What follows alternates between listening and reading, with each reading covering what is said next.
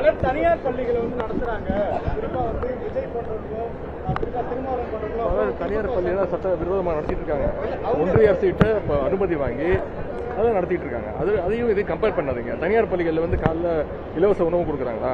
இல்லை. தனியார் பள்ளியில் யூனிஃபார்ம் ஃப்ரீயாக கொடுக்குறாங்களா? இல்லை. அது தயவு செய்து அதோடு இதை கம்பேர் பண்ணாதீங்க. ஐயா, அரசு பள்ளியில் 2 மொழி, தனியார் பள்ளியில் 3 மொழி, அதுவும் தமிழக அரசு அப்ரூவல் கொடுத்து நடத்தக்கூடிய இங்கிலீஷ் மீடியம் மெட்ரிகுலேஷன் தமிழக அரசு கண்ட்ரோல்ல இருக்கு. இங்கிலீஷ் மீடியம் மெட்ரிகுலேஷன்லயே நீங்க தமிழை கட்டாயமா வைக்கலையே. அதுலயே தமிழும் இருக்கு, ஹிந்தி இருக்கு, பிரெஞ்சு இருக்கு. இதெல்லாம் சுட்டி காட்டும் பொழுது உதயநிதி ஸ்டாலின் சொல்றாரு, நாங்க தான் அரசு பள்ளியில ஓசியில சாப்பாடு போடுறோம்ல, நாங்க தான் அரசு பள்ளியில ஓசியில யூனிஃபார்ம் கொடுக்கறோம்ல, நாங்க தான் அரசு பள்ளியில ஓசியில ஷூ கொடுக்கறோம்ல.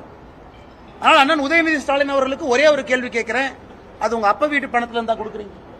மக்கள் கொடுக்கக்கூடிய வரி பணத்துல அரசு பள்ளியில் படிக்கக்கூடிய மாணவ செல்வங்களுக்கு எங்ககிட்ட இருந்து வாங்கக்கூடிய வரியில அந்த வரி பணத்துல நீங்க சீருடையும் மத்தியான உணவும் கொடுக்கறீங்க. உங்க குடும்பத்திலிருந்து கொடுக்கறீங்களா?